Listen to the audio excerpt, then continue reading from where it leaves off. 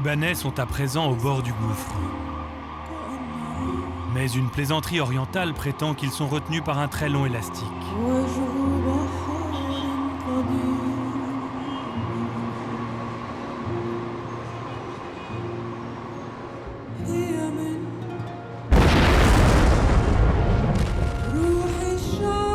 Peut-être celui-ci s'est-il finalement rompu lors de l'explosion du port de Beyrouth, en août 2020.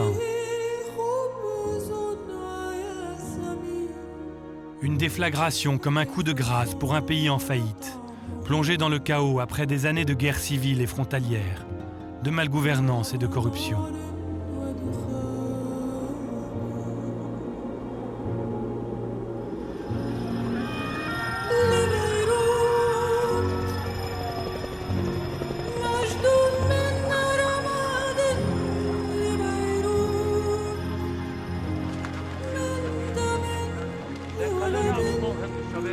Deux jours seulement après la catastrophe, le président français s'est rendu sur les ruines encore fumantes de Beyrouth.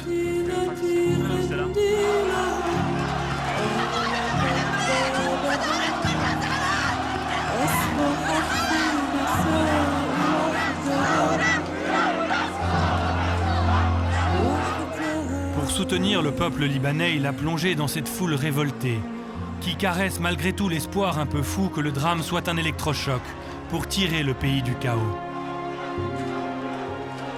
I was there to clean, and I saw the policemen or the presidential guards. So I thought that the Lebanese president is there, and I was like, this is my chance. Listen to us! Please, Mr. President, listen to us! Not a single president took us seriously since the day of the bomb! We have people that are still under the fire! They're still right now! It's either dead or alive! Why? Why do you want to even try to consider just to sit with them? No one cares about us! Just us all standing together! Believe me, I'm here. Believe me, ma'am. We believe in you. We believe in you. To help you first, directly, because this is a mandate I received from French people. And I'm here to put a strong pressure on them now to change the system and stop with corruption and reset the system for you. These are not politicians. They don't know what responsibility and duty is. They've just been taking our money for years and years and not giving us anything in return. We are fed up. We are piled. That's everything they've been doing to us. They have been putting us to face each other, one and one as all Lebanese, just for them to stay on their seats. You know why? Your anger is my source of optimism. Thank you, Mr. Macron. Vive la France! Vive la France! Vive la France! Vive la France! Il m'a prise dans ses bras. Ça m'a apaisée. Vraiment apaisée. Vive la France! We love you!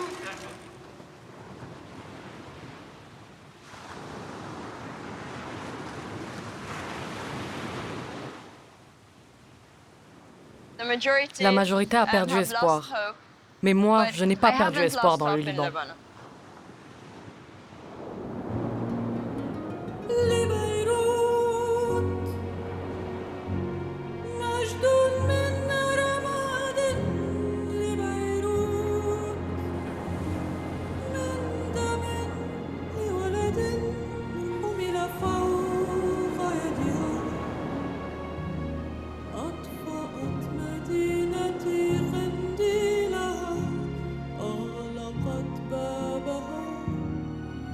أصبحت في المساء وحدها وليل.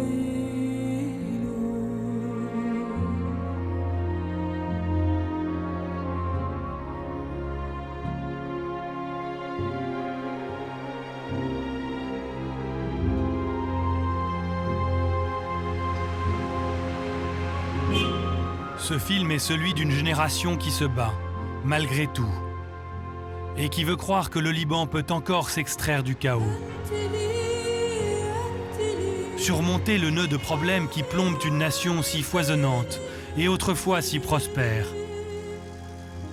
C'est l'histoire d'un pays, mosaïque de communautés, qui se trouve à la croisée de tous les défis du Moyen-Orient comme un voyage à la rencontre d'une jeunesse plurielle pour comprendre les 5 plaies du Liban.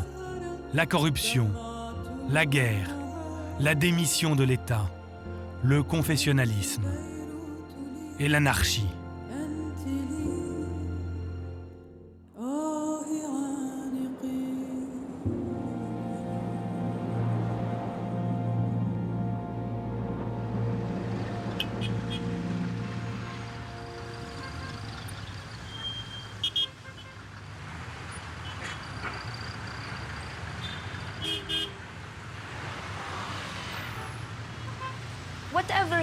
Tous les scénarios possibles, tu peux les trouver au Liban. Ici, c'est comme un zoo.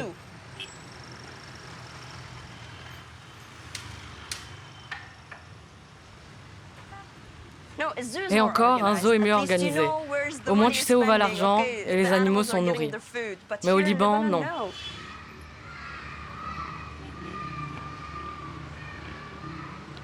Liliane a 24 ans. Étudiante en sciences politiques, elle se voyait déjà diplomate. Et ses parents se sont privés de tout pour lui payer l'une des meilleures universités du pays. Mais le Liban traverse l'une des pires crises financières au monde. Et la famille de Liliane, comme beaucoup d'autres, s'est retrouvée ruinée. Elle a dû renoncer à ses études et trouver un boulot alimentaire.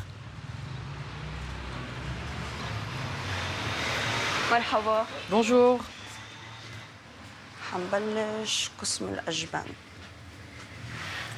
Bon, je vais prendre du fromage. En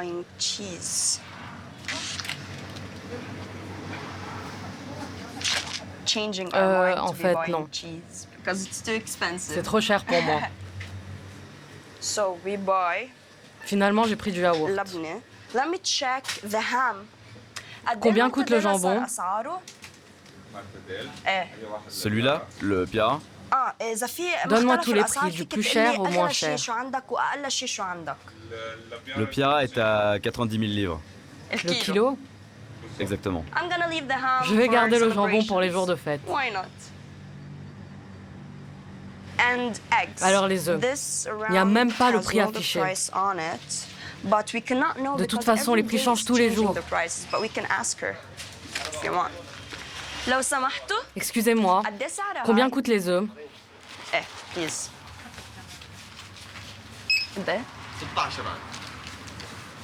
16 000 livres libanaises. Avant, c'était à 4 000 livres, parfois moins.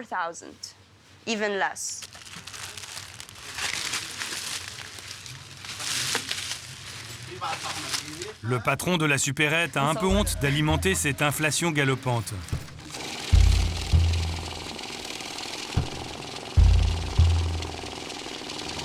Pour se justifier, il finit par montrer sa messagerie WhatsApp, où le cartel des importateurs fixe les nouveaux prix, jour après jour. On est obligé de répercuter la hausse des prix, sinon on perd de l'argent.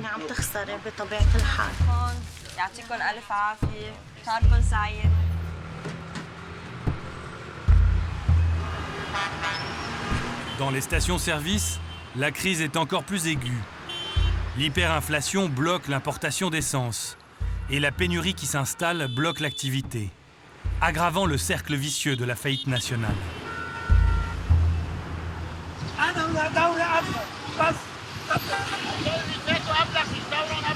J'attends depuis 8 heures. Jusqu'à maintenant, c'est déjà 11h30. Je suis avocat, je n'ai pas d'essence, je dois remplir l'essence pour pouvoir aller et venir. Regardez l'échec et l'humiliation. Quel État traite les gens comme ça? Quelle humiliation! Regardez! Les riches achètent à coups de bakchiche le droit de remplir le réservoir de leur voiture de luxe, grâce à leurs dollars, qui valent à présent une fortune. Le climat social en devient chaque jour plus explosif.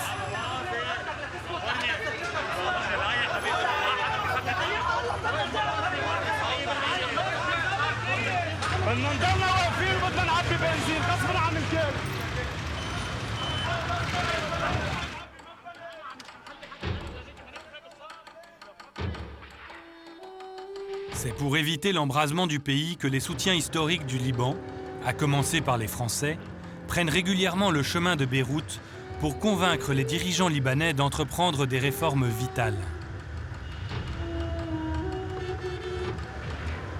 Aujourd'hui, c'est le ministre des Affaires étrangères, Jean-Yves Le Drian, qui se rend à Baabda, le palais présidentiel.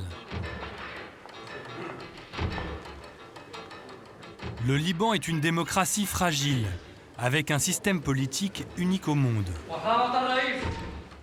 Reflet de sa division entre chrétiens et musulmans.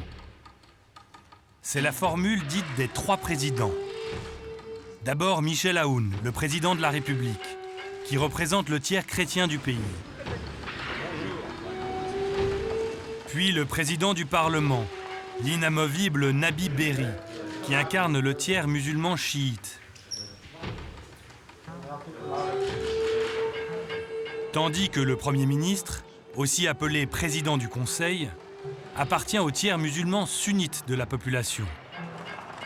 Le dernier en date, Najib Mikati, est venu en visite à l'Élysée dès sa nomination.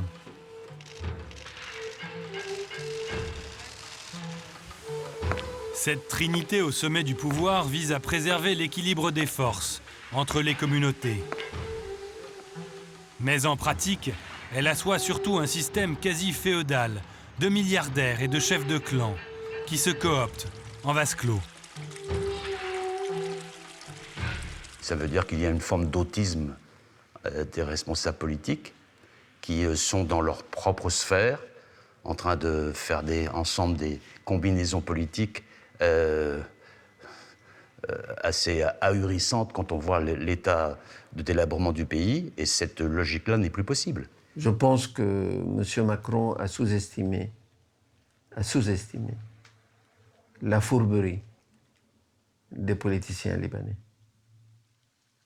Eux ne sont pas devenus présidents de la République il y a 4 ans. Eux sont dans la politique depuis 30-40 ans. Haut responsable de l'ONU et conseiller de plusieurs présidents français, l'universitaire Hassan Salamé a été ministre au Liban et connaît bien ses anciens collègues. Ils ont l'habitude de manipuler les puissances étrangères, et notamment les présidents pressés. Ils savent les manipuler comme ça.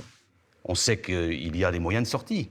Grâce à l'effort de tous, il y avait sur la table 11 milliards de dollars disponibles pour contribuer à la reconstruction du Liban. Mais il y avait en même temps des exigences. C'est-à-dire qu'il fallait que le Liban se mette en mouvement pour faire en sorte que les réformes essentielles puissent avoir lieu. Malheureusement, à l'heure où je parle, ces engagements ne sont pas tenus. Le Liban n'est pas un système où il y a de la corruption. On est bien au-delà de la corruption. On est dans un système kleptocratique où il y a une captation de l'argent public par la classe politique et une partielle redistribution de cet argent capté à vos partisans. Cette corruption est au cœur de la crise financière libanaise, qui compte parmi les plus grosses faillites étatiques depuis plus d'un siècle. Sur la rue Hamra, un temps comparable aux Champs-Élysées de Beyrouth, la moitié des magasins a fermé. Et les grosses enseignes internationales ont cédé la place à des friperies pour répondre au désarroi des anciennes classes moyennes.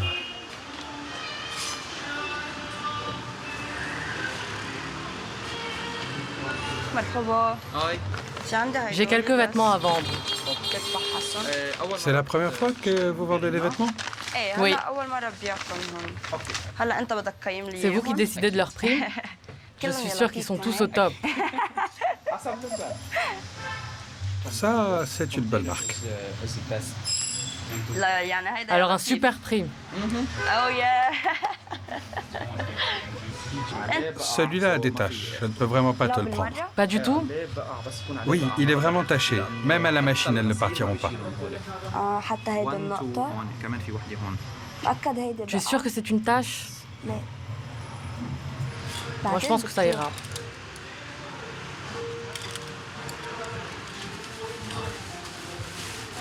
« 60 000. 3 vêtements, 60 000 livres. Je te les donne en liquide. 60 000, c'est bien. Je peux te payer un déjeuner avec ça.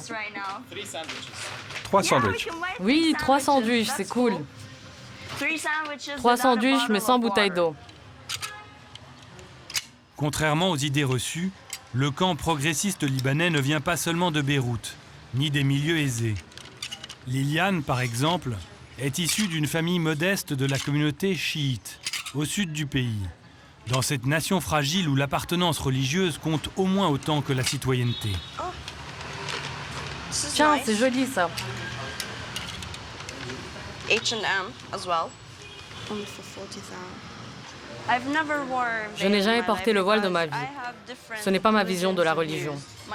Ma mère a porté le voile pendant très longtemps, mais elle a décidé de l'enlever. C'est un choix personnel et on l'a soutenu. Elle ne porterait pas ça parce que c'est trop décolleté et trop court. Mais si l'envie lui prend, elle peut. Thank you. يعطيك ألف عافية. شكرا كثير لكم. يعطيكم العافية.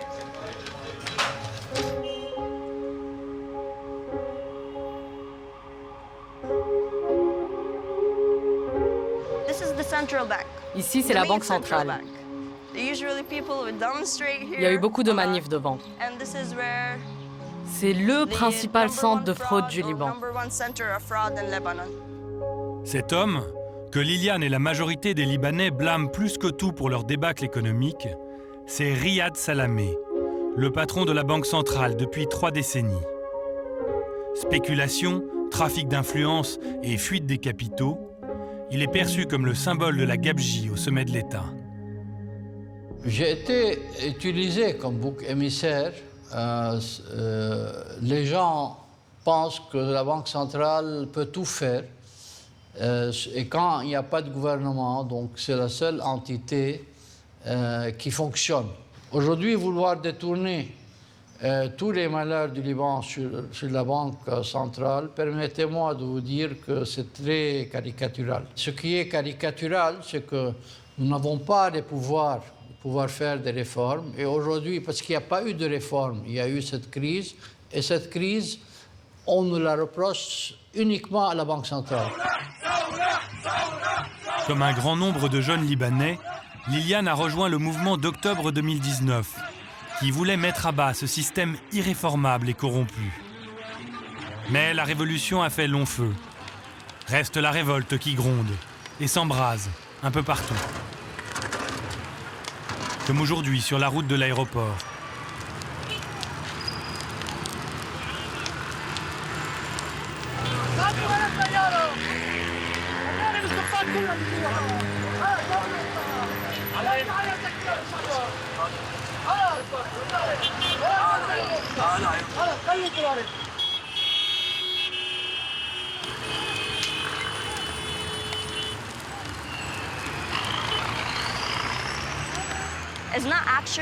En ce moment, ce n'est pas vraiment la révolution, mais on s'en approche.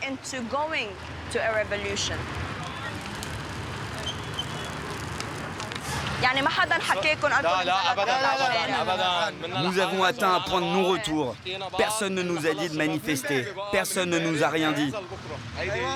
Nous nous sommes appelés et nous nous sommes dit qu'il était temps de descendre dans la rue. Aujourd'hui, notre plus grand rêve est de quitter ce pays. Depuis que Michel Aoun est président, notre seule préoccupation est de savoir comment émigrer. Les gens font la queue pour avoir de l'aide alimentaire. Combien coûte une bouteille de lait? 230 000. Honte à eux. Regardez ce qu'ils font aux enfants, aux bébés. Réveille-toi, peuple libanais. On a subi le Covid, la corruption, l'effondrement économique, l'explosion du port. Et le peuple a fait des manifs énormes dans la rue. Mais hélas, les Libanais sont encore très divisés politiquement et en termes d'identité. Du coup, l'espoir d'une unité libanaise n'est pas encore atteint. Mais une fois qu'on sera tous en train de vraiment crever de faim, je suis certaine qu'on va s'unir et là, le Liban va connaître la vraie révolution. La première tête que les révolutionnaires rêvent de voir tomber, c'est celle du banquier. Outre la mauvaise gestion, Riyad Salamé est accusé d'avoir pris dans la caisse des sommes faramineuses, estimées à plus d'1 milliard de dollars.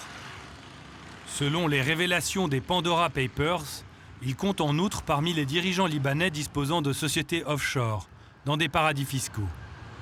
Ceci est très faux. Il y a aujourd'hui des enquêtes et la vérité apparaîtra.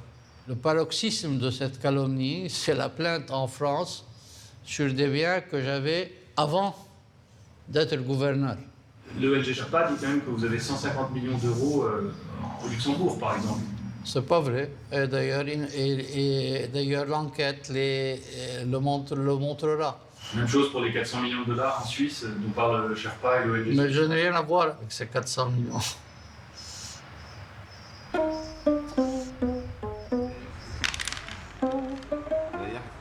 Malgré les suspicions de fraude, le FMI reste d'accord pour aider le Liban avec un prêt en milliards de dollars. Mais à une condition, que la Banque centrale joue la transparence et ouvre ses livres de compte. Or, Riyad Salamé, encore gouverneur en dépit des enquêtes judiciaires ouvertes contre lui en France et en Suisse pour blanchiment, refuse toujours de montrer ses comptes. Je crois qu'il a peur d'être tué. Parce que s'il ouvre les comptes, on trouvera peut-être certaines de ces ingénieries pas très catholiques. Mais on découvrira aussi combien la classe politique a bénéficié du système de ces 30 dernières années. Est-ce que la classe politique a envie d'ouvrir ces... Moi, je crois qu'il a l'appui de toute la classe politique pour qu'il n'ouvre pas les comptes de la Banque centrale.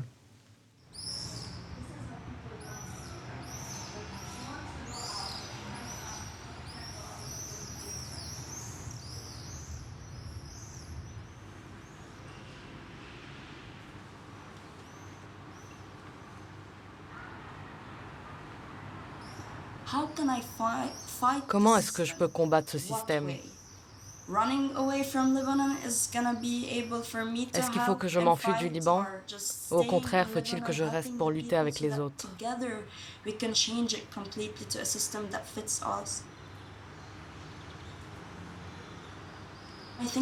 Je finis par penser que mon destin est de rester ici, pour m'engager dans l'action politique.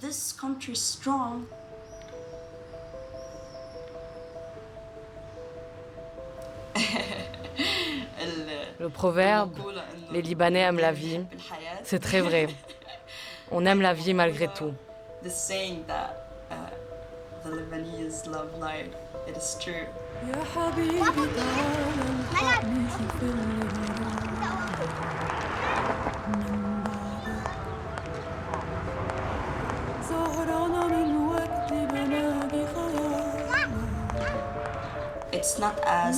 Contrairement à ce que disent les médias, nous ne sommes pas seulement un peuple déprimé et pleurnichard qui se laisse aller.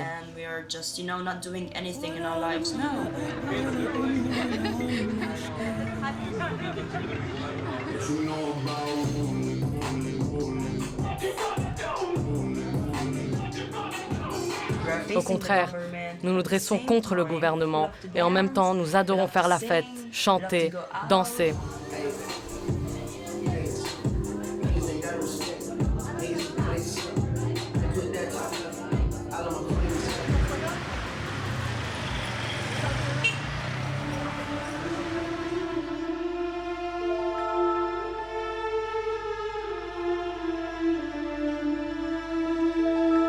La débâcle économique est loin d'être la seule cause du chaos libanais.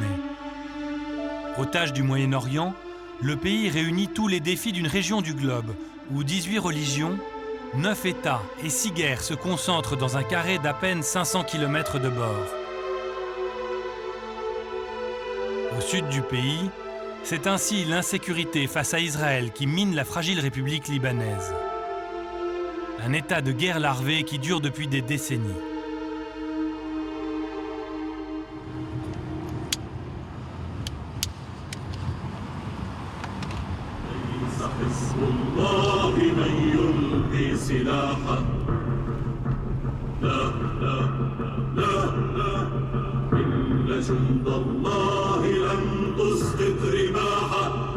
Khalil est officiellement journaliste.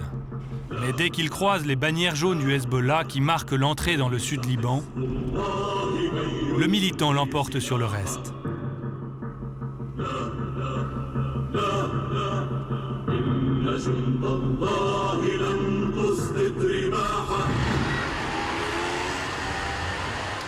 Ici, la vie est belle et calme. Les gens se sentent en sécurité.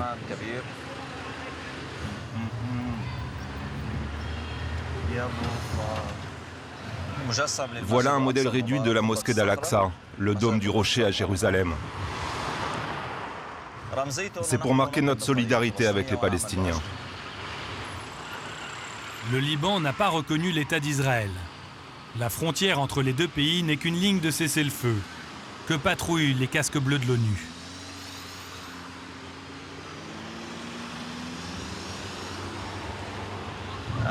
Cette route longe la frontière. Ce sont les Israéliens qui ont construit ce mur. Mais où est le Hezbollah? On les voit nulle part. Vous ne les verrez pas. Même les Israéliens ne savent pas où ils sont. C'est très important pour le Hezbollah d'être discret. Les combattants du Hezbollah font en sorte qu'on ne sache pas où ils sont, qu'on ne connaisse pas leur activité. Ça fait partie de la tactique militaire du parti.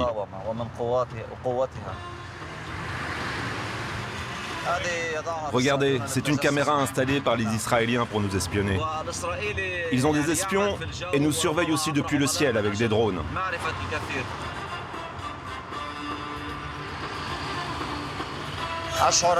Je sens que nous allons libérer cette terre et la rendre aux Palestiniens. Pour moi, les Israéliens ne vont pas rester, ils sont étrangers. Au plus profond de nous, on se sent appelé à libérer cette terre. Dans ce climat ouvertement hostile, les habitants et touristes des deux bords s'observent ou se narguent. Tout comme l'armée israélienne et le Hezbollah, sans cesse sur le qui-vive.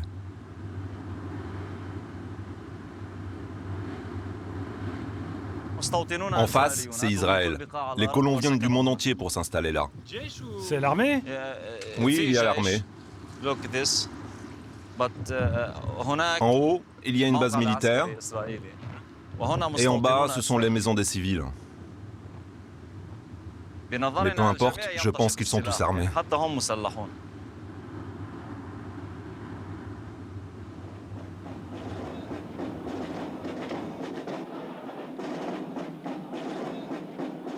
Le Hezbollah, ou Parti de Dieu littéralement, est né au début des années 80, alors qu'Israël occupait le sud du Liban. Au fil des années, la milice chiite s'est structurée comme une véritable armée et s'attribue largement le retrait israélien du sud Liban en l'an 2000. Les unes après les autres, les dernières positions qu'occupait l'armée israélienne au sud Liban ont été évacuées durant la nuit. Et les convois de blindés franchissent la frontière. Et un peu plus tard, les premiers partisans du Hezbollah ont agité leur drapeau à la frontière. Devenu la première puissance militaire et politique libanaise, le Hezbollah, actuellement dirigé par Hassan Nasrallah, reste inscrit sur la liste des organisations terroristes établies par les USA et par plusieurs pays d'Europe. Beaucoup accusent le parti d'être le pantin de l'Iran, la principale puissance de l'islam chiite, et le fer de lance d'une haine obsessionnelle contre Israël et l'Amérique. Le pays est un champ de bataille. Le pays est un champ de bataille. Fondamentalement, la bataille est entre les Américains et les Iraniens. Fondamentalement. Mais il y a d'autres acteurs moins importants. Israël, la Turquie, la Syrie, les Européens. Bon, ils sont là aussi. L'Iran a dû payer des dizaines de milliards de dollars, peut-être 50 ou 60 milliards de dollars, au cours des 3 décennies passées, en vue de renforcer le Hezbollah, qui, comme le dit son secrétaire général, vit, mange, combat, s'équipe grâce au soutien financier iranien. Et le Hezbollah fait partie de la puissance militaire iranienne dans la région. Un peu comme la Légion étrangère en France. Ça fait partie de l'armée française. In a major escalation in tensions between the US and Iran. D'après les Américains, Le cofondateur du Hezbollah serait mort lors d'une frappe de drone de la CIA, qui visait un commandant de l'armée iranienne en janvier 2020. Mais pour un homme mort, Naïm Qassem se porte comme un charme. Je me suis préparé au martyre à n'importe quel moment et à n'importe quel endroit. Il n'y a rien de surprenant à ce que se répandent de fausses informations, de temps à autre, relayant ma mort ici ou là.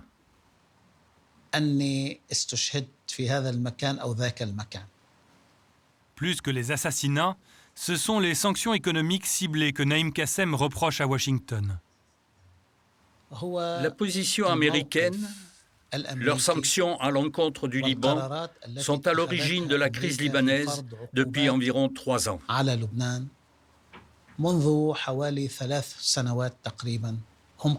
Car les USA disent que ces sanctions ne ciblent que le Hezbollah.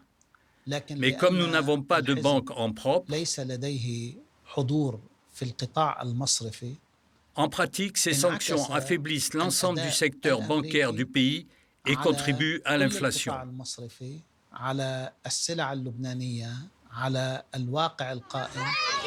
Peut-être que ces sanctions nuisent à l'économie libanaise et contribuent à ses difficultés, comme le prétend Qassem. Mais, ironiquement, elles affectent fort peu le Hezbollah avec ses subsides venus de l'Iran. Comme ces camions d'essence qui viennent renforcer l'image d'un parti perçu comme bon gestionnaire et beaucoup moins corrompu que les autres.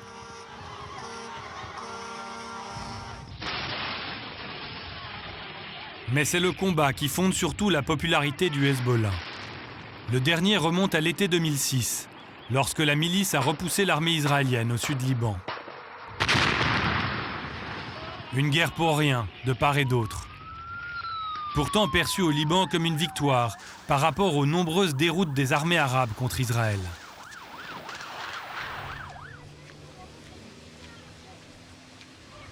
Le Hezbollah en est si fier qu'il a même érigé un musée à la gloire de son djihad de 2006.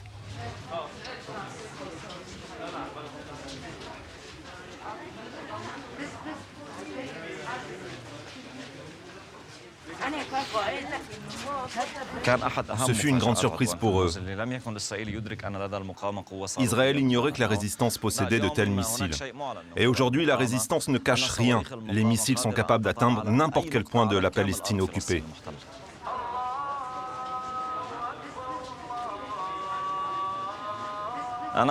Moi, je n'ai pas combattu, je travaille dans le domaine du journalisme. Mais appartenir à la résistance, c'est déjà combattre. Que tu aies ta carte du Hezbollah ou non. Tu peux combattre par différents moyens. La culture, les armes, les médias. Et même la façon dont nous éduquons nos enfants est une forme de résistance. Mais je ne suis pas contre prendre les armes. Si le Hezbollah me demande d'intervenir dans n'importe quel domaine, je le ferai. Les Américains ciblent le Hezbollah par tous les moyens, notamment par le blocage de ses comptes sur les réseaux sociaux. Khalil enrage d'avoir été pris dans les mailles du filet. Mon compte Facebook a été bloqué pendant 30 jours, puis 90 jours. Pourquoi? Simplement parce que je mentionnais le nom de Hassan Nasrallah et celui du Hezbollah. Mais Facebook est juste un instrument des États-Unis.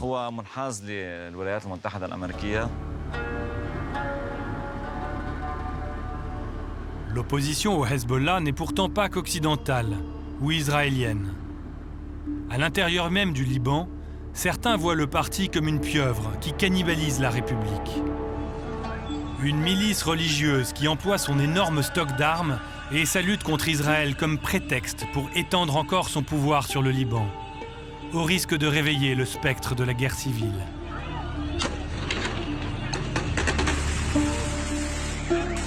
Comme lors de cette confrontation, en plein Beyrouth, pour s'opposer à l'enquête sur l'explosion du port, qui incrimine certains de ses membres.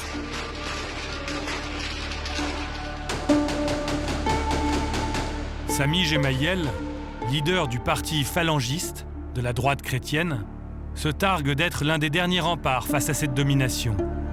La présence de l'Iran et du Hezbollah ici, non seulement c'est une atteinte à la souveraineté et à l'indépendance du Liban, mais c'est également un changement structurel de l'identité du Liban. Donc, l'objectif du Hezbollah, c'est de contrôler le Liban et d'imposer sa façon de voir la vie à tous les Libanais, d'imposer son idéologie, sa façon de voir la vie de l'être humain, qui est basée sur un concept de guerre perpétuelle, un concept de violence, un concept de non-respect de l'autre, que vous voyez aujourd'hui en Iran.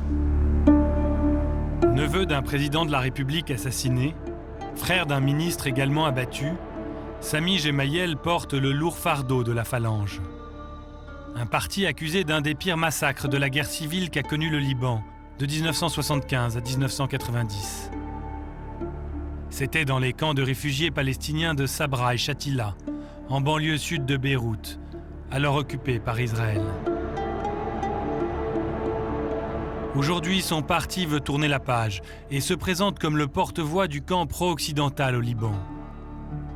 Mais le cycle de la violence est loin d'être achevé. Vous avez au Liban des forces politiques et des Libanais qui continuent à dire non. On n'accepte pas d'être sous tutelle. On veut un pays indépendant et souverain. Ça demande du courage, bien sûr. Beaucoup de gens sont morts avec ce discours, y compris mon frère.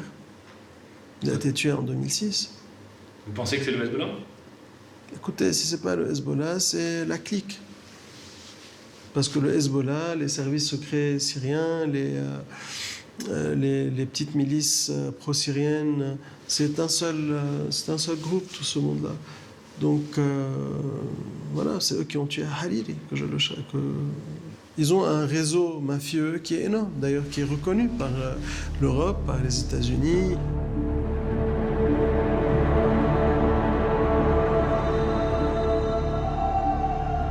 Assassinat de l'emblématique Premier ministre Rafik Hariri, responsabilité indirecte dans l'explosion du port de Beyrouth à l'été 2020, et même trafic de drogue à grande échelle, Sami Gemayel n'hésite pas à prendre à son compte certaines des pires accusations contre le Hezbollah. Je ne me sens pas menacé, je sais que je suis menacé. On monte en voiture le matin, on ne sait pas si on va arriver ou pas. C'est comme ça. Vous savez, entre 2005 et 2013, il y a eu 14 assassinats politiques au Liban, dont 2 qui ont visé notre parti.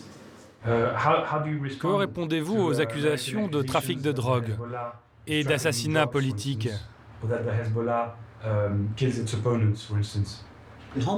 On nous accuse de tels faits pour porter atteinte à notre réputation. Oui, nous sommes une résistance, nous l'affirmons haut et fort. Nous sommes armés et continuerons à nous armer. Oui, telle est notre conviction. Mais pour ce qui est de la drogue, nous considérons que le trafic est interdit, de même que son utilisation. Malgré sa posture martiale, le Parti de Dieu s'avère pourtant aussi capable de calculs politiques. Notamment lorsqu'il s'agit de négocier avec Israël la frontière maritime en Méditerranée, où des gisements prometteurs de gaz naturel ont été découverts. Une manne pour le sud Liban, et donc pour le Hezbollah. Là-bas, c'est la zone de Nakoura, frontalière avec Israël. Le secteur regorge de gaz à exploiter. C'est ce même secteur qui fait l'objet de négociations pour tracer une frontière maritime. Mais cette négociation n'implique aucune relation ou accord politique entre le Liban et Israël. Et j'ajoute que le Hezbollah reste bien sûr opposé à tout accord politique avec les autorités israéliennes.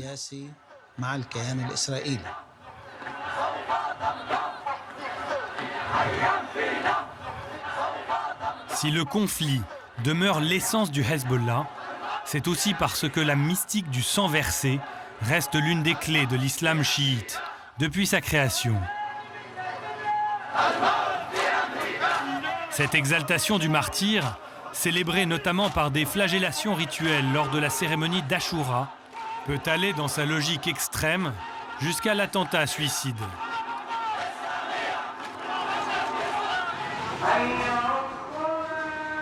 Une approche qui a imprégné l'ensemble des mouvements du djihad.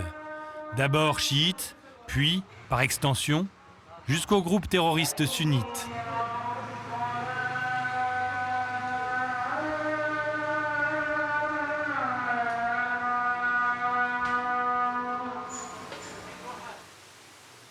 C'est ici, dans ces bourgades du sud Liban où Khalil a grandi, que le Hezbollah a mis au point sa tactique de l'attentat kamikaze, au nom de la guerre sainte. Comme vous pouvez le voir, il y a des images de martyrs un peu partout. En voilà une autre. Le martyr est le chemin de la vie. Les martyrs se sacrifient pour permettre aux autres de vivre avec dignité sur leur terre.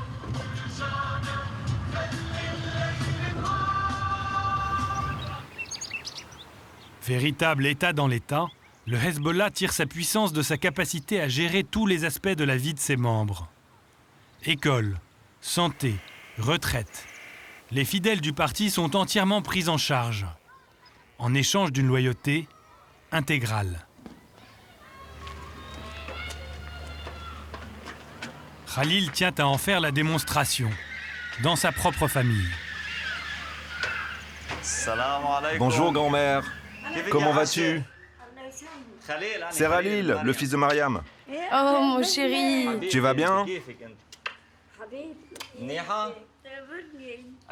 Ça te fait quel âge maintenant? 95 ans. 95, que Dieu prolonge ta vie. Je ne suis plus très en forme. Non, tu vivras encore longtemps. Tu verras la libération de la Palestine. C'est ma tante.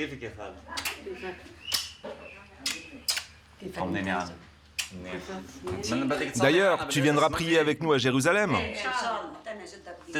Tu te souviens quand tu allais en Palestine avant l'occupation juive de 1948? Bien sûr, je m'en souviens. Les Israéliens menacent toujours la frontière. Est-ce que tu veux que les enfants continuent à se battre? Ma descendance, ils ont toujours considéré Israël comme un ennemi. On poursuit le combat? Oui, bien sûr. Qu'ils crèvent, on les piétinera.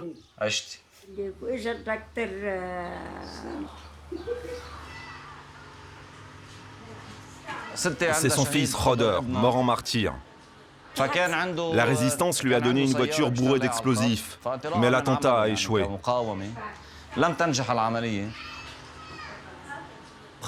Alors, les Israéliens l'ont emmené dans la prison de Markaba et l'ont torturé pendant des heures. Jusqu'à lui défoncer le crâne. Ils lui ont tellement frappé le crâne qu'il s'est ouvert et que du liquide, comme de l'eau, a coulé partout sur son corps.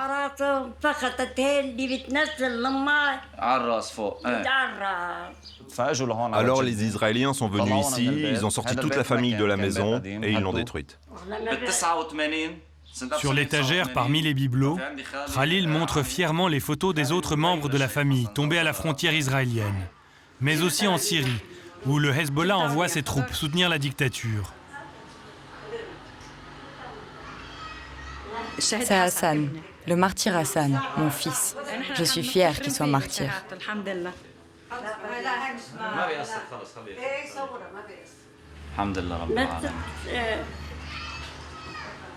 Tu as 13 ans? Tu es prêt à combattre les Israéliens? Tu sais te servir d'un fusil d'assaut? Bravo à toi. Lui, c'est mon petit cousin, il s'appelle Khodr, en hommage à notre oncle martyr. Tu aimes le Hezbollah? Quand tu seras grand, si les Israéliens entrent chez nous, que feras-tu? Je les flinguerai, je les combattrai. Pourquoi? Parce qu'ils viennent nuire à notre pays. Bravo à toi. C'est un brave garçon, il est très mature.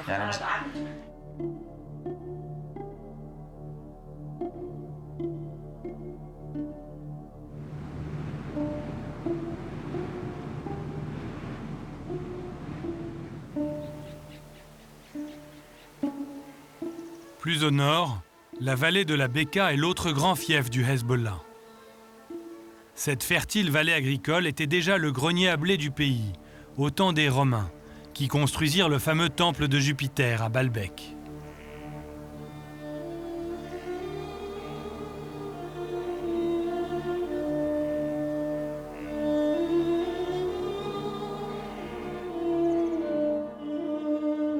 C'est dans la Bekaa que se trouvent les meilleurs crus viticoles du pays.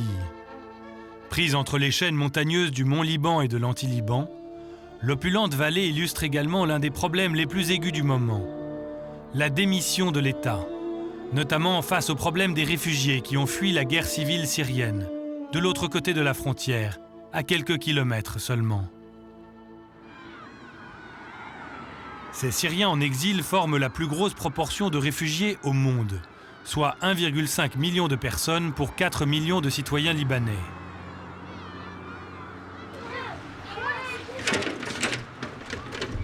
Leur présence vient déstabiliser un pays historiquement toujours inquiet d'éviter l'ingérence de la Grande Syrie sur le petit Liban.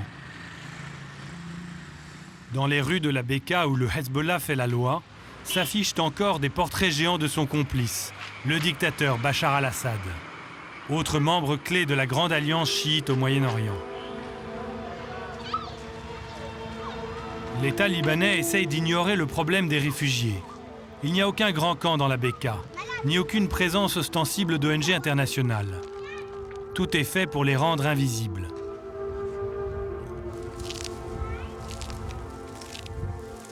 Les abris des Syriens sont éparpillés sur la plaine, en bordure des champs qu'ils labourent pour le compte des propriétaires libanais.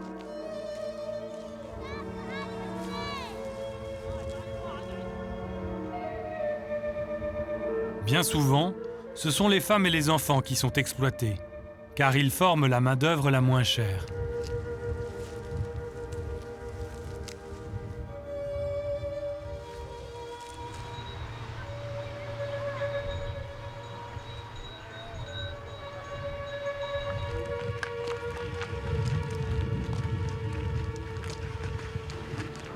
Abdel Fattah n'a que 12 ans.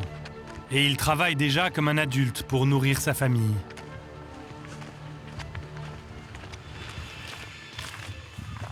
Je travaille plus dur que les autres enfants. Ceux qui sont au champ travaillent seulement 1 ou 2 heures. Moi, quand j'ai pas école, je travaille de 9h du matin à 22h. C'est dans l'abri familial, au sein même du petit camp de réfugiés de Saad Naël, que le gamin a bricolé son salon de coiffure, après avoir commencé comme apprenti chez un autre barbier. En vérité, j'ai blessé beaucoup de personnes au début. Enfin, moi surtout. Je me suis beaucoup blessé avec le rasoir, ici et là. La chose la plus difficile, c'est le rasoir. Parce qu'avec le moindre faux mouvement, je peux blesser le client.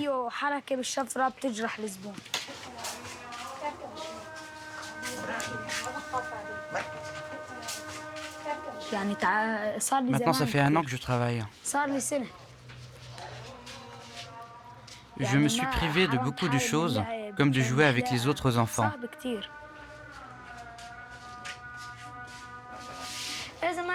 Si je ne travaille pas, toute ma famille aura faim.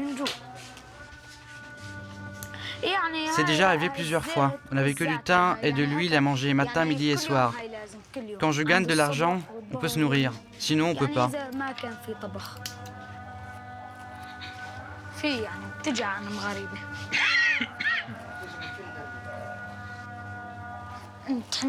Pour la barbe, je prends 10 000 livres. C'est moins que les autres barbiers. Juste assez pour acheter du pain.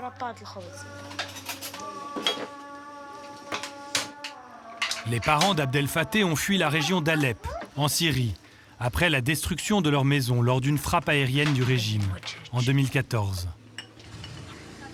Ils survivent avec leurs 5 enfants, grâce à l'aide alimentaire de l'ONU. Mais Djoumana, la mère de famille, est gravement malade.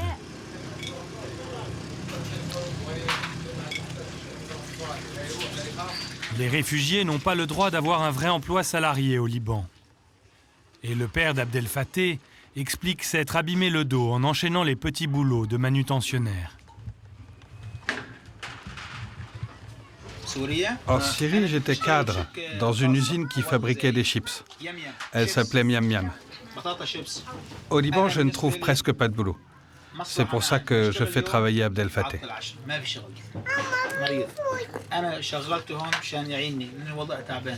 Je sais que c'est mal, mais je n'ai pas le choix. Moi, je ne peux rien faire, ni mon mari. Et les autres enfants sont encore trop petits. Mais même les petits vont devoir travailler. Et leur vie sera un échec.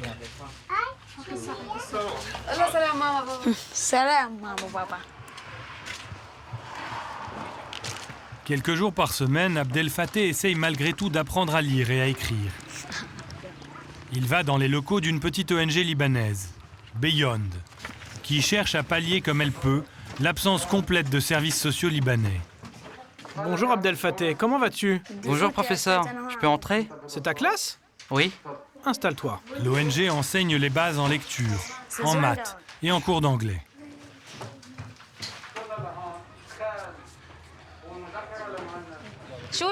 Alors, ça te plaît l'école?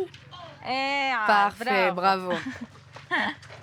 Créé pour lutter contre l'exploitation des réfugiés syriens, le centre recueille à présent un tiers de mineurs vulnérables libanais, tant la misère du pays a jeté d'enfants à la rue.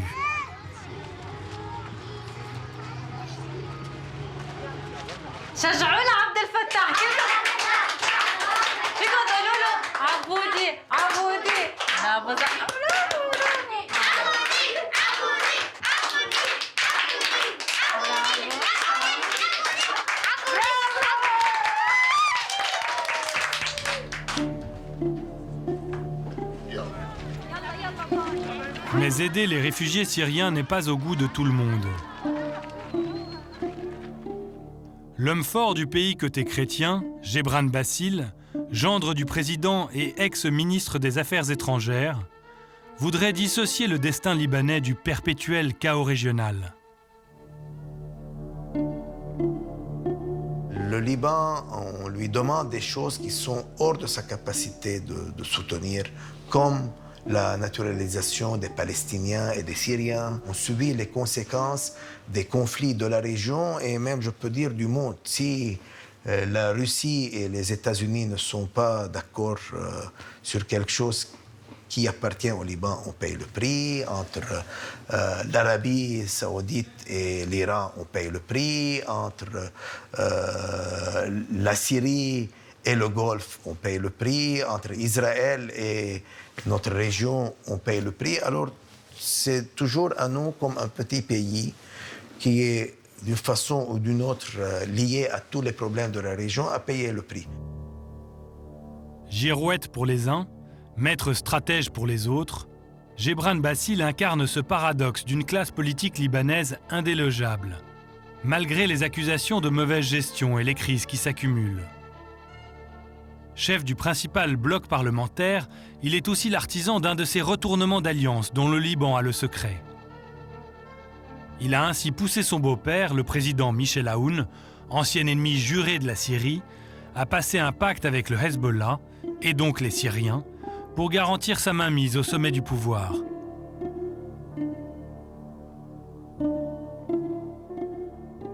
Oui, je peux en même temps être très différent culturellement, idéologiquement du Hezbollah et beaucoup plus proche de l'Occident, de la France et des États-Unis, mais à être en harmonie dans mon pays avec le Hezbollah, plus que je le suis avec ces pays, parce que je dois vivre dans mon pays.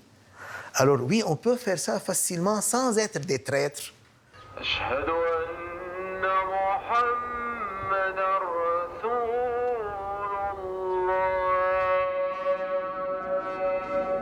La géographie exprime beaucoup de choses au Liban. Ainsi, cette vallée de la Beka, poudrière de trafiquants et de réfugiés syriens que contrôlent les milices du Hezbollah, ne se trouve-t-elle qu'à une dizaine de kilomètres à vol d'oiseau des fiefs chrétiens de la montagne.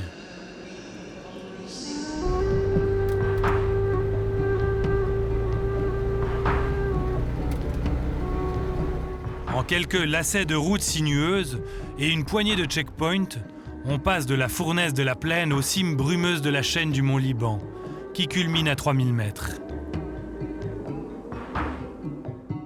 C'est le propre d'un pays à peine grand comme le département français de la Gironde, où, selon l'adage, on peut skier le matin et se baigner dans la mer Méditerranée l'après-midi. Un pays où se croisent tous les défis du Moyen-Orient et qui compte rien moins que 18 religions officiellement reconnues par l'État. Avec des rivalités communautaires à l'origine d'un grand nombre de blocages politiques. C'est un pays compliqué, sectaire, confessionnel. Alors il ne faut pas se mettre dans un seul tunnel. Il y a tellement de tunnels, il y a tellement de boyaux, il y a beaucoup de choses. Mais c'est impossible de faire des réformes dans un système confessionnel. C'est impossible d'avoir l'élite libanaise qui part maintenant, qui émigre, arriver au pouvoir. C'est impossible. C'est un système clos. Un brin désabusé, Walid Jumblat sait de quoi il parle. Il domine depuis 4 décennies le groupe religieux des Druzes, issu d'une des branches de l'islam chiite, et qui ne représente guère que 6% de la population. Farouche guerrier, ces Druzes sont peu nombreux, mais historiquement importants dans le pays. D'autant qu'au XVIIe siècle, leur prince Fakhreddin fut le premier à établir l'émirat du Mont Liban, ébauche de la nation libanaise. Sa capitale, Deir el-Kamar, soit le couvent sous la lune, est l'un des plus anciens villages de la région du Chouf, sur les flancs sud de la chaîne du Mont Liban.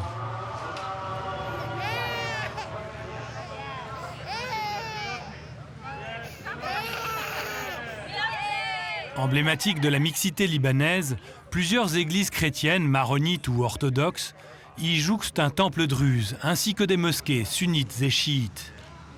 Au détour d'une ruelle, il y a même une vieille synagogue. C'est de Deir el-Kamar que vient Marie-Jo. Elle a tenu à ramener au pays son jeune époux, Abdallah, pour lui faire découvrir les oliviers qu'elle a reçus en héritage.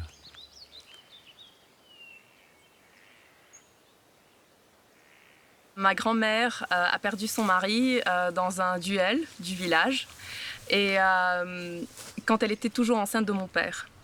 Et comme elle n'a pas voulu être un fardeau financier ou autre pour ses parents, elle a décidé de vendre tous ses bijoux. Elle s'est acheté ce terrain-là pour en fait payer les études de mon père. Et c'est de là en fait que tout son chemin académique et puis professionnel, tout a commencé grâce à ce petit terrain. Dans la logique libanaise où les études passent avant tout, Marie-Jo a poursuivi la lancée familiale avec un master de droit à Paris. Elle y a rencontré Abdallah, titulaire d'un doctorat en droit international de l'université de Cambridge. Les deux Libanais sont aujourd'hui avocats au barreau de New York, mais ils ont tenu à revenir au pays pour se marier. Le couple a fait un choix militant pour confronter un fléau qui sclérose le pays, son système confessionnel, soit le fait que le statut juridique et les droits de chaque personne dépendent de sa religion d'origine. En pratique, les Libanais ne sont donc pas égaux devant la loi, et les mariages mixtes sont un casse-tête. La famille de Marie-Jo est chrétienne maronite. Ma famille, Salam, c'est une famille musulmane sunnite. Souvent, les Libanais vont à l'étranger pour se marier civilement parce qu'il y a une grande hypocrisie au niveau du système libanais, spécifiquement au niveau du ministère de l'Intérieur libanais qui est prêt à reconnaître, enregistrer des mariages civils s'ils sont conclus à l'étranger. Ils les enregistrent en 2 minutes, 5 minutes. C'est très facile. Mais si le mariage civil est conclu plus proche du ministère de l'Intérieur, au Liban, sur le territoire libanais, à que 5 minutes du ministère, alors là, non, ça, là, c'est un grand problème. Donc c'est la stratégie du tabou, en fait. Donc le tabou, ça ne veut pas dire que c'est interdit, ça veut dire que c'est permis, mais il faut le faire en cachette.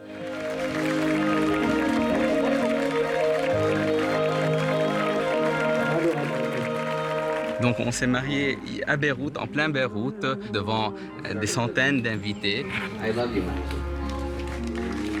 Donc on voulait aussi avancer au niveau d'une reconnaissance au niveau de la société et pas seulement une reconnaissance juridique. L'union d'Abdallah et Marie-Jo est le premier mariage laïque à s'être tenu publiquement au Liban.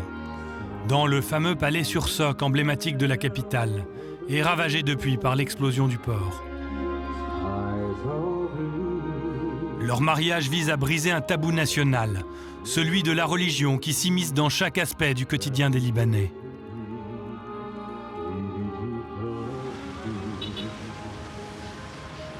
Mais le combat est loin d'être gagné, car leur mariage a beau être légal, il n'est toujours pas reconnu par l'administration libanaise. Si le couple a des enfants aujourd'hui, il serait considéré comme illégitime. Donc nous ne sommes pas vraiment en conflit avec l'État, nous sommes en conflit avec le personnel de l'administration qui ne veut pas appliquer les lois. C'est une obstruction administrative, un certain harcèlement administratif, parce que le mariage en tant que tel est valable, il a ses effets juridiques du moment qu'on a signé le contrat devant un notaire. Et donc ce contrat-là a créé des droits et des obligations réciproques. Mais c'est juste qu'on l'a enregistré au ministère de l'Intérieur, mais depuis, il ne nous donne pas notre livret de famille. Campagne d'opinion, interviews télé et conférences de presse. Les deux avocats ont lancé une procédure à grande échelle contre le ministère de l'Intérieur.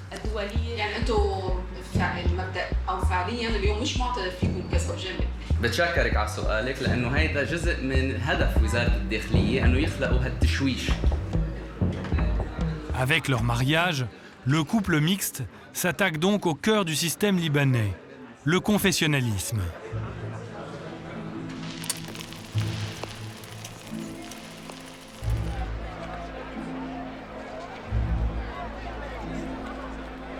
Né sous l'Empire ottoman qui a contrôlé le Liban pendant des siècles, ce système confessionnel a été renforcé par les Français, qui s'installèrent dans le pays après les accords Sykes-Picot, signés au sortir de la Première Guerre mondiale, pour se partager le Moyen-Orient avec l'Angleterre.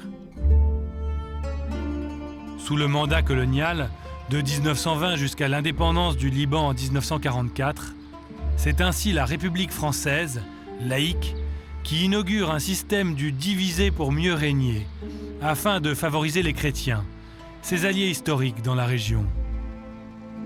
Les fonctionnaires puis les ministres seront donc nommés selon leur appartenance religieuse, plutôt que pour leurs compétences.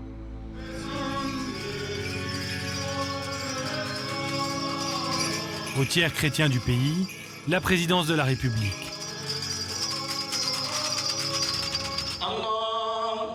Au tiers sunnite, le poste de Premier ministre. Et au tiers chiite, celui de chef du Parlement. Avec une pincée de ministères pour les Druzes et les autres petits groupes. C'est pas juste. Pourquoi ne pas donner à chaque citoyen la même chance et que chaque citoyen soit responsable? Suivant la Constitution, on est égaux. Suivant le partage confessionnel, on n'est pas égaux. Suivant le partage confessionnel et sectaire, on n'est pas égaux. D'abord, le Liban n'est pas une nation. Il n'a jamais été une nation. Le Liban est un État qui a été le refuge de nombre de communautés et qui n'a pas réussi à se transformer en une nation, qui ne l'a peut-être pas cherché non plus. Les gens ont été parqués dans leur confession. Et je pense que c'est une atteinte originelle aux droits des individus au Liban de se libérer de leur confession qui leur a été ôtée. Au Liban, tous les habitants sont armés, créant ainsi, depuis le début de la crise, un véritable climat insurrectionnel permanent. Ce système confessionnel fut la principale cause des 15 ans de guerre civile interreligieuse, jusqu'aux accords de paix de Taïf en 1989, fossilisant le statu quo et renforçant le clientélisme communautaire. Vous êtes parqués comme du bétail dans votre confession. Et le système confessionnel est devenu l'autre face de la corruption. Si vous avez un système népotiste où la classe politique achète son salut en soudoyant une partie de la population, cette partie de la population qu'elle soudoie n'est pas n'importe laquelle. Ils vont choisir des gens qui appartiennent à leur propre confession. L'économie s'est effondrée en grande partie à cause de la corruption. Cette corruption massive, on n'arrive pas à attaquer et à la dénouer à cause du confessionnalisme, ou en grande partie à cause de ça. Parce qu'à chaque fois qu'on veut pointer le doigt vers un certain dirigeant ou un fonctionnaire, il y a toujours une carte qui dit non. Pourquoi tu t'attaques à un chrétien? Pourquoi tu t'attaques à un musulman? Pourquoi à un sunnite? Pourquoi pas à ce chiite? Pourquoi pas à ce maronite? Etc.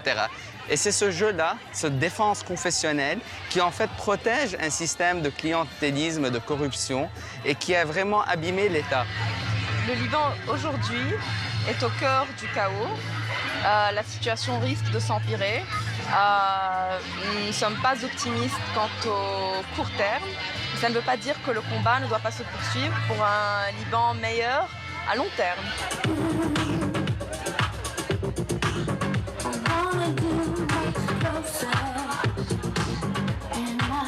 Mais les espoirs à long terme de ceux qui ont encore des fraîches dollars à dépenser dans les clubs de plage, qui firent la réputation du Liban, ne veulent plus dire grand-chose lorsque le ventre crie famine.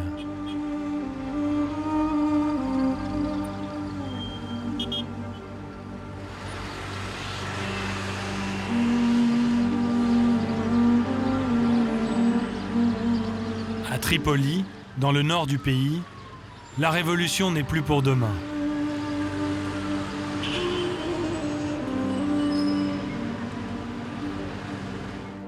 C'est comme si la ville concentrait tous les problèmes du Liban.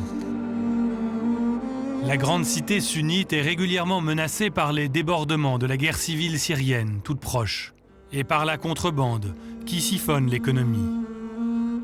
Délaissée par les services publics, en proie à l'anarchie grandissante, Tripoli préfigure un scénario du pire pour le Liban.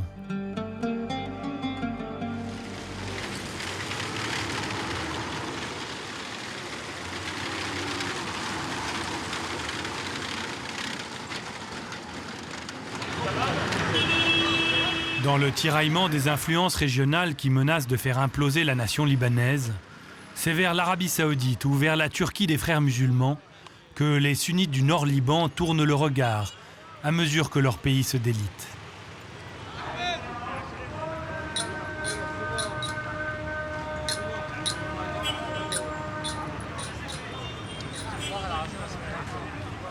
Il faut dire que l'échec est visible à chaque coin de rue.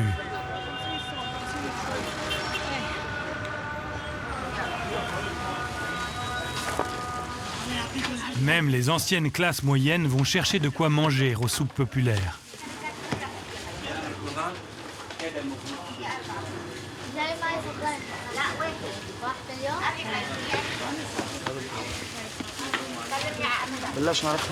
Quand nous avons commencé à travailler, nous avions environ 60 à 70 personnes. Mais avec le Covid et la crise économique, le nombre de demandeurs n'a fait que se multiplier. Et en 9 mois, nous sommes à 600 personnes par jour, environ.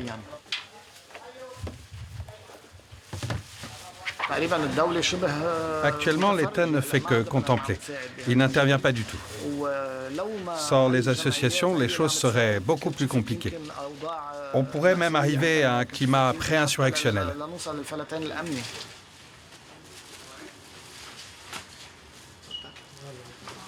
La hausse des prix et la pénurie des matières premières poussent les entreprises à la faillite.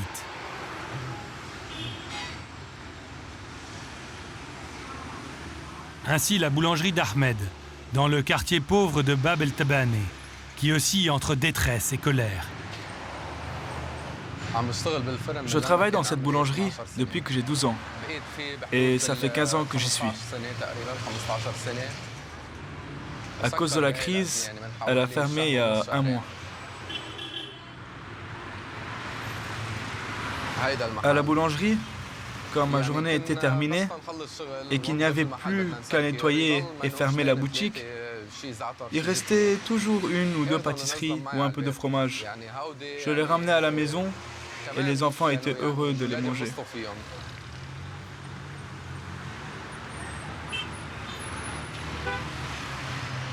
En tant que père, lorsque je rentre chez moi et que je trouve mon fils qui me dit qu'il veut du chocolat ou une glace et que je ne peux pas lui acheter, je préférais plutôt être mort que d'avoir à entendre ces mots.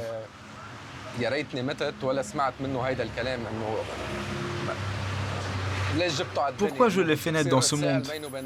Qu'est-ce que je peux faire de plus?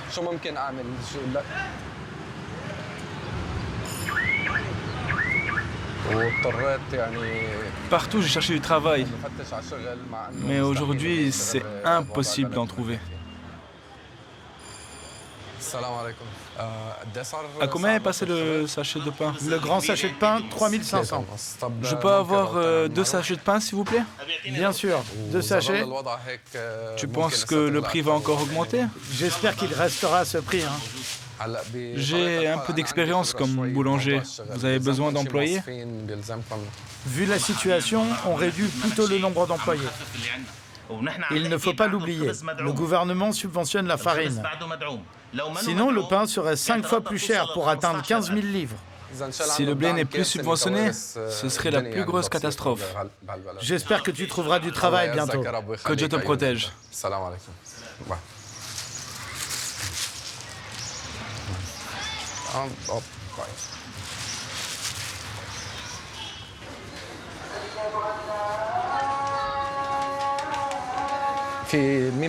Tout le monde vous dira que mon quartier est le pire de Tripoli.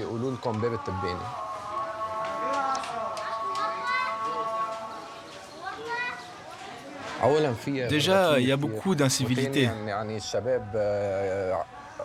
Et aussi, une grande partie des jeunes, à cause du manque de travail, en arrivent à se droguer.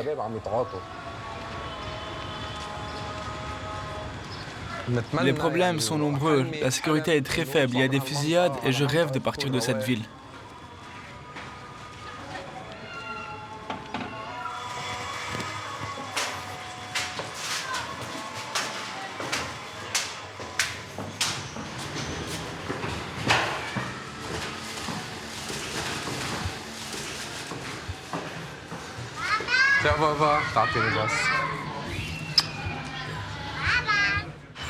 Quand ils seront grands, j'aimerais que mes enfants ne restent pas dans ce pays, qu'ils ne vivent pas ce que j'ai vécu. Quand je serai grand, je veux réparer des voitures. Il veut devenir mécanicien, qu'il puisse faire des études et réparer des voitures, si Dieu le permet. Moi, je veux réparer des bébés. Je vais acheter une Lamborghini et je la réparer avec un tournevis.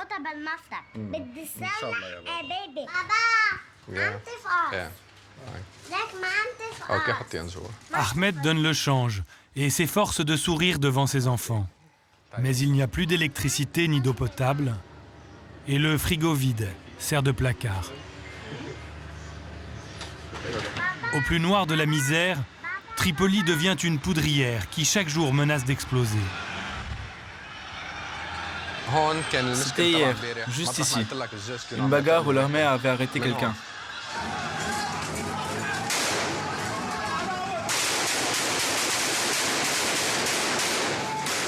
Ils font tout pour que le peuple entre en conflit avec l'armée et pour laisser le frère tuer son cousin et le cousin tuer son frère. Mais ça va se retourner contre eux parce que l'armée est des nôtres. Si les choses continuent de s'empirer de façon durable, la révolution va s'amplifier et pas de façon paisible. Elle va s'étendre jusqu'à devenir le chaos.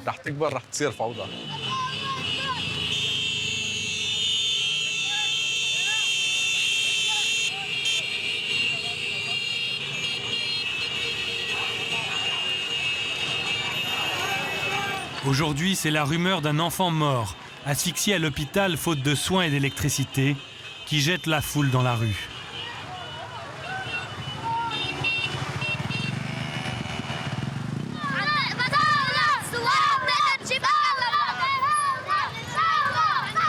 On veut manger et boire, mec.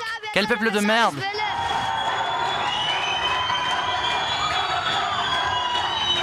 Plus que la famine elle-même, c'est le sentiment d'injustice qui enrage les classes pauvres sunnites, comme le revers du système politique confessionnel qui gangrène le pays.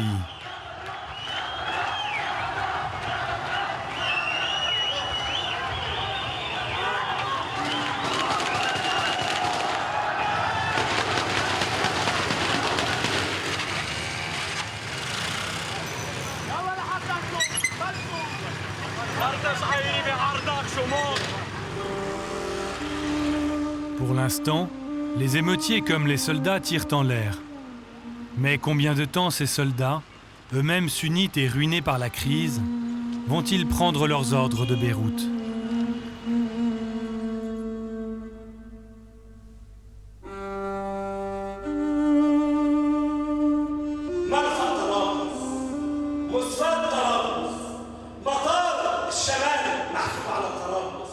Dans la mosquée Taqwa, la plus grande de Tripoli, tenue par les salafistes, l'imam prêche la modération lors de la prière du vendredi.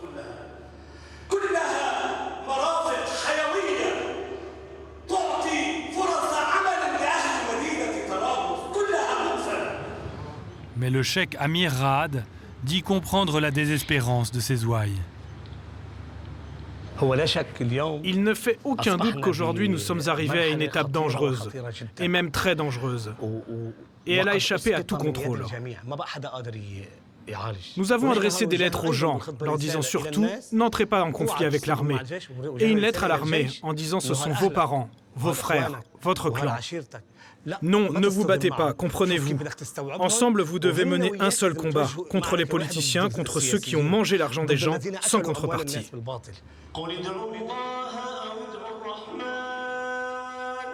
Au Liban, il n'y a aucun recensement fiable de la population, ni des différents groupes religieux, pour ne surtout pas menacer le fragile équilibre des 3/3 entre sunnites, chiites et chrétiens.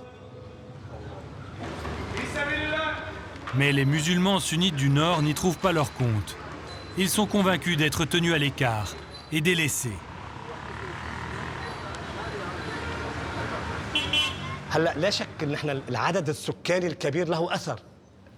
En vérité, il n'y a pas de doute. Les sunnites sont majoritaires dans ce pays.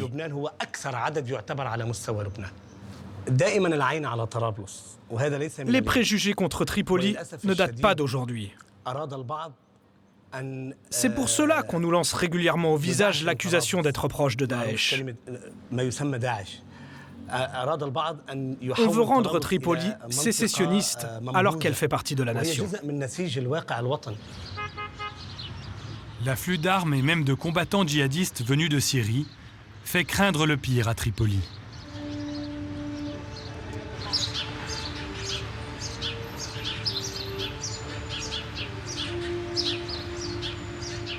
Mais certains notables veulent encore croire à un autre destin.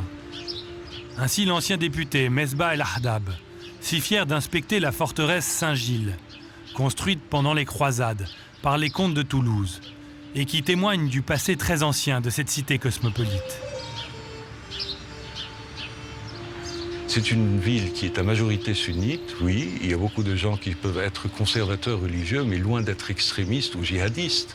Et c'est une ville qui est complètement brimée et persécutée. Et on essaie de donner une image complètement différente du tissu social. Parce que si Tripoli, à contre-nature, se voit transformé en quelque chose qui ressemble à Daesh, comme on a vu ailleurs au Moyen-Orient, Homs, Hama, Alep, etc., eh bien, c'est pas seulement les sunnites qui vont en souffrir, c'est tout le Liban, toute la diversité libanaise qui va en souffrir. Aux yeux de Mesbah, le désarroi du Nord-Liban n'est pas simplement le reflet d'un pays qui sombre. C'est encore une autre facette du cynisme politique au pouvoir. La stratégie du chaos est une stratégie qui a été utilisée pendant longtemps par le régime libanais pour essayer de s'adresser à l'Occident en disant « nous sommes les seuls à pouvoir régler la stabilité du pays ».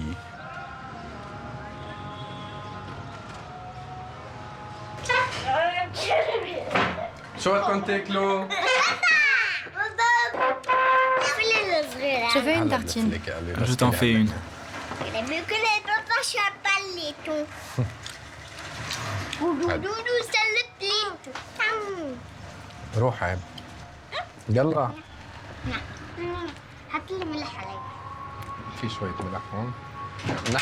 Dans la semaine, on peut manger ce genre de nourriture 2 à 3 fois. Et si en fin de journée, il reste des haricots chez le marchand, on en achète car ils sont moins chers et ça permet de nourrir les enfants.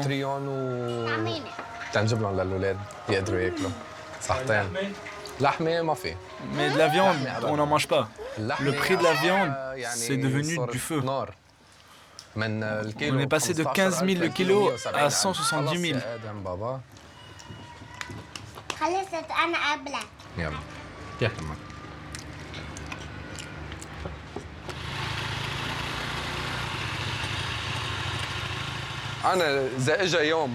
Si un jour je ne peux plus assurer une bouchée de nourriture pour ma maison, je descendrai dans la rue, tout mettre sans dessus-dessous.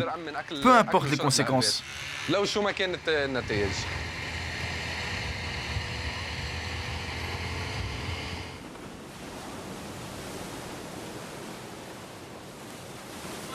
Il nous faut un nouveau gouvernement. Un nouveau gouvernement, et qu'on puisse le choisir. Oui, bien sûr, avec de nouvelles têtes. Des experts, pas des magouilleurs. C'est pas une vie ici. On est des morts vivants. On est déjà morts, mais on tient encore sur nos jambes.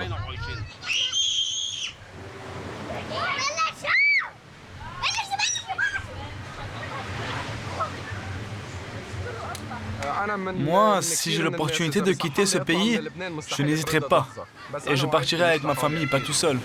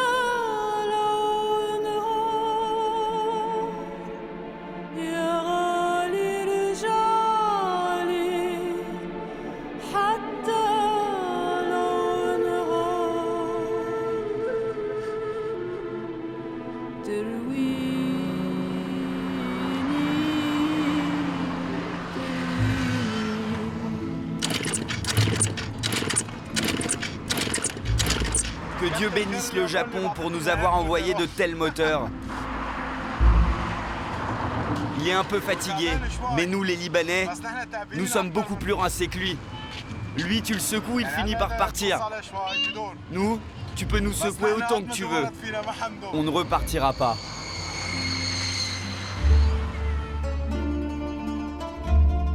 Au cœur du chaos, que reste-t-il aux Libanais ?